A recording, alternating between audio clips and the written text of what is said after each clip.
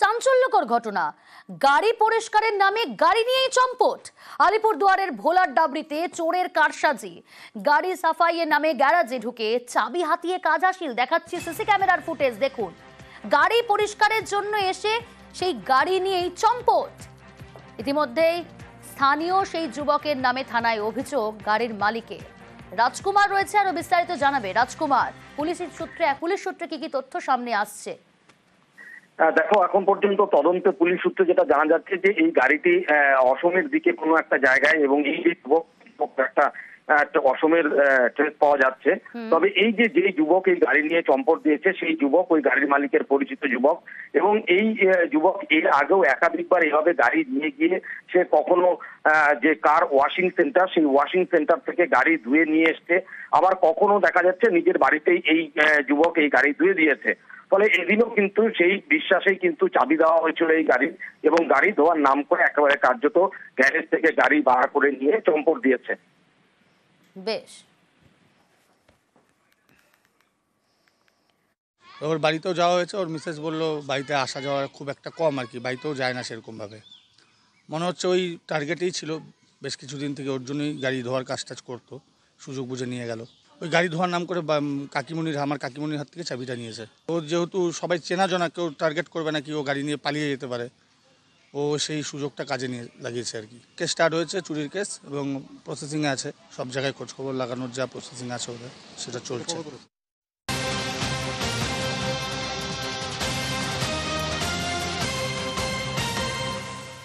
দুর্গাপুরের দিকে নজর রাখি। দুর্গাপুরের বুদবুদে মহিলার দেহ উদ্ধার। সেখানে রক্তাক্ত দেহ উদ্ধার এক মহিলার, গলায় আঘাতের চিহ্ন রয়েছে মহিলার। কিভাবে মৃত্যু, কি জানা যাচ্ছে পুলিশ সূত্রে, আরো ডিটেল জানবো। অর্পণ রয়েছে আমার সঙ্গে। অর্পণ, পুলিশি তদন্তে কি উঠে এলো? দেখো, পুলিশি তদন্তে যেটা উঠে আসছে যে তাকে খুন করা হয়েছে এবং ধারালো অস্ত্রের আঘাত রয়েছে গলার মধ্যে, এবং যেটা জানা যাচ্ছে এই যিনি খুন হয়েছেন একেবারেই তার দুই সন্তান রয়েছেন, এবং একজন টোটো চালক, তার সাথে অবৈধ সম্পর্ক ছিল। পুলিশ যেটা জানাচ্ছেন এই অবৈধ সম্পর্কের জেরেই কিন্তু খুন, কারণ তার সাথে কিছু বছর হয়, তারপরে কিন্তু সেই টোটো চালক ধারালো অস্ত্র দিয়ে তাকে খুন করে, এমনই পুলিশের কাছে স্বীকারোক্তি দিয়েছেন। যদিও এই ঘটনায় কিন্তু অভিযুক্তকে গ্রেফতার করেছে পুলিশ। বেশ। জ্যোৎস্না বাগদি, ওনার বাপের বাড়ি ওখানেই, আর এক ছেলে ছিল হারু বাগদি, ওর সঙ্গে ওর 3-4 বছর ধরে আলাপ পরিচয়, এদের মধ্যে একটা সম্পর্ক গড়ে উঠেছিল। ওরা মানকরে কোনো হোটেলে এসেছিল, ওখান থেকে ফিরে ও মারো গ্রামে যাচ্ছিল, সে সময় রাস্তা কোনো বচসা হয়েছে ওদের নিজেদের মধ্যে। হারু বাগদি যে আছে একটা ছুরি কিনে রেখেছিল, ওর সঙ্গে কিছুদিন ধরে মনোমালিন্য চলছিল আর কি। ফেরার সময় এই জায়গাতে ওর গলা কেটে দেয় হারু বাগদি। এখানেই ওর ডেড বডি পাওয়া যায়। আমরা অ্যারেস্ট করতে পেরেছি, আসামিও পেয়ে গেছি। আমাদের আই উইটনেসও রয়েছে, যে টোটোতে দেওয়া যাচ্ছিল তাকেও আমরা জিজ্ঞাসাবাদ করছি।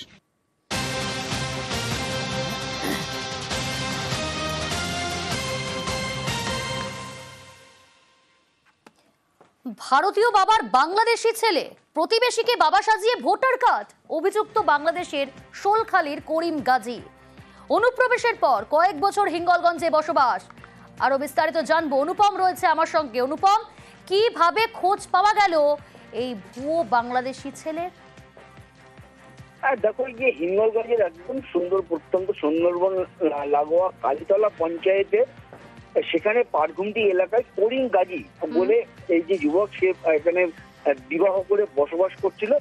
এলাকার মানুষের সন্দেহ হয়, এবং তারপরেই কিন্তু পুরো ঘটনাটি প্রকাশ্যে আসে। সে এখানে যে সিদ্দিক গাজী বলে এক ব্যক্তিকে তার বাবা সাজিয়ে এখানে ভোটার কার্ড, আধার কার্ড, এমনকি ভারতীয় নথিপত্র সবকিছু সে তৈরি করেছে, এবং বগল তবিয়াতে এখানে সে বসবাস করছে। এরপরে যখন আমরা সংবাদ মাধ্যম আমরা সেখানে গিয়ে পৌঁছাই, তখন কিন্তু করিম গাজী বুঝতে পারে করিম গাজী কিন্তু সে গাঁটা দিয়েছে, কিন্তু সে এখানকার যে মহিলাকে বিয়ে করেছে সে কিন্তু পরিষ্কার যেটা আমাদেরকে জানিয়েছে। অনুপম, তুমি সঙ্গে থাকো। সাজানো বাবা কি বলছেন একবার শোনাই আপনাদের। ওনার ছেলের নাম যেখানে আছে মানে করিম গাজী, এটা কি? ও করিম হচ্ছে বাংলাদেশের ছেলে। আচ্ছা, এখানে কিভাবে মানে ভোটার কার্ড মানে করলো, ভোটার লিস্টে কিভাবে নাম? আমার কার্ডটা কিভাবে নিয়ে যাবে কিন্তু আমি জানি না। অনেকে বুঝতেছে তোমার ছেলে, তাই আমি তো কী করে বুঝি না, আমি কিছু একদম এই সম্বন্ধে আমি কিছু জানি না, যে কীভাবে কার্ডটা নিয়েছে, কোন কার কাছ থেকে নিয়েছে, টাকা দিয়ে ঘুষ দিয়ে নিয়েছে, আমি কিছু বলতে পারিনি। বললো যে কুইয়েতে যাবো, তা তোমার কার্ডগুলো দাও। আমার কাছে কিছু বলে না, আমার কাছে কার্ড চাইছিল, আমি বললাম না আমি দিতে পারবো না, তারপরে অনলাইন থেকেও তুলে নিয়েছে। অনুপম, প্রশাসন কি ব্যবস্থা নিচ্ছে? প্রশাসনের পক্ষ থেকে এখনো কিন্তু কোনো রকম ব্যবস্থা নেওয়া হয়নি এখনো পর্যন্ত। যদিও পঞ্চায়েতের তরফ থেকে যেটা বলা হয়েছে, যদি এটা বেআইনি কাজ হয় তাহলে প্রশাসনের মতন ব্যবস্থা গ্রহণ করবে। কিন্তু আবার পাশাপাশি কিন্তু যে ইলেকশন কমিশন, তার দিকেও কিন্তু আঙুল তুলেছে স্থানীয় পঞ্চায়েতের প্রতিনিধিরা। তারা বলেছে যে এই গাফিলতি ইলেকশন কমিশন, তার কারণ ইলেকশন কমিশন গাফিলতি ছাড়া এটা হতে পারেনি। ইলেকশন কমিশনের গাফিলতি না হলে ইলেকশন কমিশনের যারা দায়িত্ব ছিল তারা ইচ্ছাকৃতভাবে এটা করেছে। যদিও এইখানে যে সিদ্দিক কাজী বলে যিনি আছেন, তিনি অস্বীকার করলেও যে তার যে ভোটার কার্ড নিয়ে তাকে বাবা সাজিয়ে যে এই যে করিমগঞ্জি ভোটার কার্ড করেছে, সেই বিষয়ে কিন্তু সিদ্দিক কাজী অস্বীকার করলেও কিন্তু এটা কিন্তু মানা সম্ভব হচ্ছে না, এলাকার মানুষও কিন্তু মানতে চাইছে না। তার কারণ এই যে সিদ্দিক কাজী কিন্তু অনেকদিন আগে থেকেই জানতেন যে এই যে করিমগঞ্জি, সেই করিমগঞ্জি তাকে বাবা সাজিয়ে ভোটার কার্ড করেছে। তাহলে সিদ্দিক কাজী আজকে কেন? ফের ভিন রাজ্যে বাংলা বলায় হেনস্থা। ওড়িশায় আক্রান্ত পূর্ব মেদিনীপুরের যুবক। বরগড়ে রাজমিস্ত্রির কাজ করেন মুস্তাফা আলী। বন্ধুদের ট্রেনে তুলতে স্টেশনে যান মুস্তাফা, আর সেখানে বাংলায় কথা বলায় মারধর। বর্তমান তমলুক হাসপাতালেই ভর্তি মুস্তাফা আলী। আমি বরগড়ে কাজ করতে গিয়েছিলাম উড়িষ্যা, ওখানে স্টেশনে আমি গিয়েছিলাম, স্টেশনে বাংলা কথা বলেছিলাম বলে ওই জন্য মারধর শুরু করেছিল। কত বছর ওখানে? 2 বছর ছিল। কি কাজ করতে? রাজমিস্ত্রি। কিভাবে মারল? ওরা স্লাডিংয়ে ঠুকেছিল, স্লাডিংয়ের কাজ ভাঙালি। কি কারণে মারল? বাংলা ভাষা বলতাম। আমি ওখানে দীর্ঘ বছর ধরে সিভিলের কাজকর্ম করি। শ্রমিককে ট্রেনে তুলতে গিয়েছিল, ঠিক আছে, তোলার পরে ফিরে এসেছিল। তো ও বাংলায় কথা বলছিল, ওখানকার ছেলে ওকে জিজ্ঞেস করে তুমি কি বাঙালি, 2 থাপ্পড় মারার পরে ও ভয়ে টিকিট কাউন্টারের ভেতরে ঢোকার পরে ও দুষ্কৃতীরাই ওরা ওকে বলে যে এরকম তুই বেরো, তোকে মারবো। তো যখন খুব জোর চিৎকার করে বাঁচাও বলে, তখন ওই জিআরপি পুলিশ 2জন এসে ওকে বাঁচিয়ে নিয়ে আসে। আমি পৌঁছাবার আগে ওকে টেম্পোতে করে থানায় নিয়ে যাচ্ছিল। তো আমি বললাম যে এরকম জিটি নাম্বারটা দিতে, জিটি নাম্বারটা আমাকে দেয়নি, কমপ্লেন দায়ী করেছি। মহানন্দা নদী থেকে বালি পাচার। ইটাহারের জামালপুর এলাকার ঘটনা। বালি পাচারের প্রতিবাদ গ্রামবাসীদের, আর প্রতিবাদ করলেই হুমকির অভিযোগ। এলাকাবাসীদের কি অভিযোগ শোনাই আপনাদের। অবৈধভাবে বালি খনন করছে, আমরা যদি বাধা দিতে যাই এখানকার যে লোকাল নেতৃত্বগণ আমাদেরকে চাপ দিচ্ছে যে না, এগুলো সবকিছু আমাদের বলা আছে বিডিও থেকে এমএলএ কে পর্যন্ত, এবং প্রধানও এখানকার যে আমাদের প্রধান লোকাল প্রধান আছে সে প্রধানও আমাদের বলছে যে না, এটা সবকিছু করা আছে, আমরা কিছু করতে পারবো না। তাই আমরা প্রশাসনের কাছে দ্বারস্থ হচ্ছি যে ইমিডিয়েটলি আমাদের এই যে মাটি কাটা হচ্ছে বা বালি খনন করা হচ্ছে, এটাকে আদৌ বৈধ বা অবৈধ সেটা ব্যাপারে একটু আমরা দেখতে বলছি। মুক্তা রয়েছে আমার সঙ্গে। মুক্তা, বালি পাচারকারীদের এত দৌরাত্ম, যেখানে গ্রামবাসীরা অভিযোগ করছে, প্রতিবাদ করছে, তারা হুমকির মুখে পড়তে হচ্ছে। দেখো, ইটাহারের জামালপুরের কাপসিয়া অঞ্চলের যে মহানন্দা নদী রয়েছে, সেখানকার বাসিন্দারা বলেছিল সেই গ্রামে যদি সামান্য কিছু মাটি বা বালি দরকার হয় তাহলে সে বালি বা মাটি তুলতে পারবে। কিন্তু দেখা যাচ্ছে যে সেই মাটি এবং বালি অন্য গ্রামে গিয়ে বিক্রি করছে বলে অভিযোগ। কিন্তু তারা বারংবার বলেছে, স্থানীয় প্রশাসনকে বলেছে, এবং সেই প্রতিবাদ করাতে কিন্তু যারা স্থানীয় তৃণমূল যারা রয়েছে তাদের কিন্তু হুমকির মুখে পড়তে হচ্ছে। কেন তারা অভিযোগ জানাচ্ছে, সেই কারণে প্রশাসন কি ব্যবস্থা নিয়েছে? দেখো, প্রশাসনকে জানানোর পরে এখনো পর্যন্ত ব্যবস্থা নেয়নি, কিন্তু আশ্বাস দিয়েছে পুনরায় যদি এরকম ঘটে তাহলে কিন্তু সেই ব্যবস্থা নিবে। কিন্তু সবচেয়ে বড় বিষয় হচ্ছে কতবার অভিযোগ করবে আর কতদিন যারা স্থানীয় বাসিন্দারা রয়েছে, তৃণমূলের যারা রয়েছে হুমকির মুখে পড়বে, এটা কিন্তু বড় প্রশ্ন। তবে দেখা যাক প্রশাসন কত দ্রুত সে সমাধান করতে পারে, সেটাই এখন দেখার। বেশ। বীরভূম শিউরির চন্দ্রগতি প্রাইমারি স্কুল, আর সেই স্কুলের ঘটনা বলি। পড়ুয়াদের জামা খুলিয়ে শাস্তি। কেন জানেন? পুরনো ইউনিফর্ম পরে স্কুলে এসেছে, আর তার জন্যই জামা খুলে শাস্তি। পড়ুয়াদের জামা খুলিয়ে শাস্তি প্রধান শিক্ষিকার। সুপ্রতিম রয়েছে আমার সঙ্গে। সুপ্রতিম, পুরনো জামা পরে আসার জন্য জামা খুলে শাস্তি দিচ্ছেন প্রধান শিক্ষিকা। একদমই দেখো, এই ঘটনা ঘটেছে বীরভূমের শিউরি চন্দ্রগতি প্রাইমারি স্কুলে এবং আজকে সকালের ঘটনা।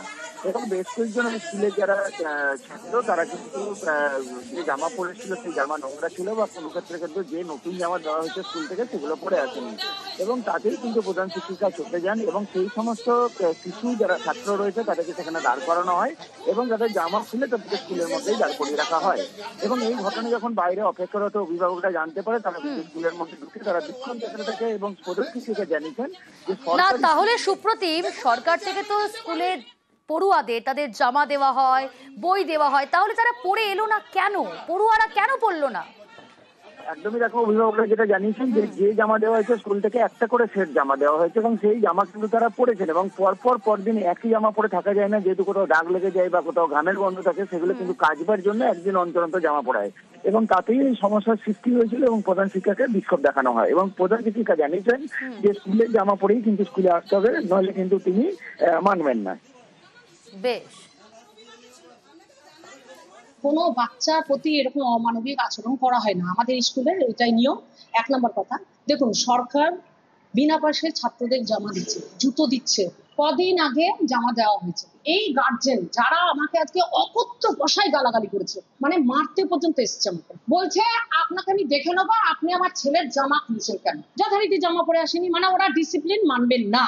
লোগো টোগো ওসব নিয়ে কোনো কথা নয়, নতুন জামা দিয়েছি, নতুন জামা পরে আসো। নিয়ে জামাটা খুলেছি, খুলে বললাম তাহলে কেমন লাগছে দেখো, খালি গা হলে পরে কেমন বাজে লাগে, তোমাদেরকে বারবার করে বলছি যে পরে আসবে, নাহলে কিন্তু আমি জামা খুলে নেবো। নিয়ে আবার পরিয়েও দিয়েছি। জামাটা খোলার কারণ হচ্ছে আপনার যে এখানে যে পশ্চিমবঙ্গ সরকারের যে ব্যাজটা থাকে সেই ব্যাজটা নাকি তার জামাতে ছিল না, জামাটা ময়লা ছিল। তো ম্যাডামের কি উচিত হয়েছে ড্রেসটা খোলার? ড্রেসের যাই প্রবলেম ছিল তো সেটা গার্জিয়ানকে ডেকে বলা উচিত। যারই ছেলেকে উলঙ্গ করবে তার তো একটু আত্মঘাতী হবে। এতে 3টে বাচ্চাকে আমি খোলা দেখেছি, যে জামা খোলা ছিল। লাগাম ছাড়া মূল্য বৃদ্ধিতে মিড ডে মিল জোগাতে হিমশিম, পড়ুয়াদের পুষ্টি জোগাতে ঝুড়ি পেতে সবজি সংগ্রহ। অঙ্গনওয়াড়ি কেন্দ্রের বাইরে ঝুড়ি পেতে সবজি সংগ্রহ।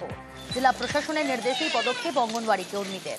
বাঁকুড়ার একাধিক আইসিডিএস কেন্দ্রে ঝুড়ি পেতে সবজি সংগ্রহ। আইসিডিএস কেন্দ্রে ঝুড়ি পেতে সবজি সংগ্রহ চর্চা। সেটা দিদিমণিরা বলেছেন যে অফিস থেকে ঝুড়ি দিয়েছেন মাদেরকে কিছু সবজি দেওয়ার জন্য, ওই জন্য যেমন ক্ষমতা সেরকম দিলাম আমরা। পাওয়া হয় না কিন্তু কিছু করার নেই, বাচ্চাদের যেমন জোটে তেমন খাই। মনে হয় পুষ্টি তো পাওয়া হয়ই না বাচ্চাদের, ওই একটু যেমন পায় ওরা তেমনই খায়। বলেছেন ওনারা যে মারা বা গার্জেনরা যে যার যেটুকু আছে সে সেইটুকু অল্প স্বল্প করে যদি দেয়, রোজ না হোক 2-1টা করে দিলেও আপনারা সবজিটা বাচ্চাদেরকে দিবেন। যেহেতু 5 জনে আনলে 5 রকম সবজি হবে, তাহলে এই খিচুড়িতে বা ডালের ভাতের সঙ্গে দেবেন ওইটা। হ্যাঁ, আমরা অফিস থেকে ঝুড়িও পেয়েছি। এই যে এই ঝুড়ি অফিস থেকে বলেছেন যে আপনারা ঝুড়িটি নামিয়ে রাখবেন, মাদেরকে একবার বলে দেবেন যে আমাদের অফিস থেকেই নির্দেশ, আমরা ঝুড়ি নিতে চাই নাই, বললেন যে ঝুড়ি নিয়ে যেতেই হবে। আজকে সামান্য আইসিডিএস সেন্টারে বাচ্চাদের পুষ্টিকর খাবারটুকুও শুদ্ধ নেই। আজকে লজ্জা। আজকে সাধারণ মানুষ, গরিব মানুষের বাড়ির ছেলেরা, আজকে আমরা দেখতে পাচ্ছি আমাদের ছেলেমেয়েরা এই আইসিডিএস সেন্টারে এসে তারা পুষ্টিকর খাবার পাচ্ছে না। বাড়ির মায়েদেরকে তাদেরকে পুষ্টিকরের খাবারের জন্য সবজি আনতে বলা হচ্ছে। এই যে আইসিডিএস কেন্দ্র যেটা চলছে, এটা কিন্তু পুষ্টিকর জিনিস বাচ্চাদের খাওয়ানোর জন্য একটা গভর্নমেন্ট চিন্তা ভাবনা করেছে। সেখানে আমি দেখলাম একটা ঝুড়ি, তাতে মায়েরা ভাইয়েরা এসে দেখছি শাক সবজি দিচ্ছে। বলো স্বেচ্ছায় যদি কেউ দেয় তাহলে আমরা নিশ্চয়ই নেবো। সেই ঝুড়ি আমাদের জেলা প্রশাসন দিয়েছে, তো কেন্দ্রীয় সরকার কোনো মতে পয়সা পাতি একটাও দিচ্ছে না। সেটা কেন বলছে না? এখানে যারা জিতে কেউ মন্ত্রী রয়েছেন, কে এমপি রয়েছেন, কে এমএলএ রয়েছেন, একথা বলবেন না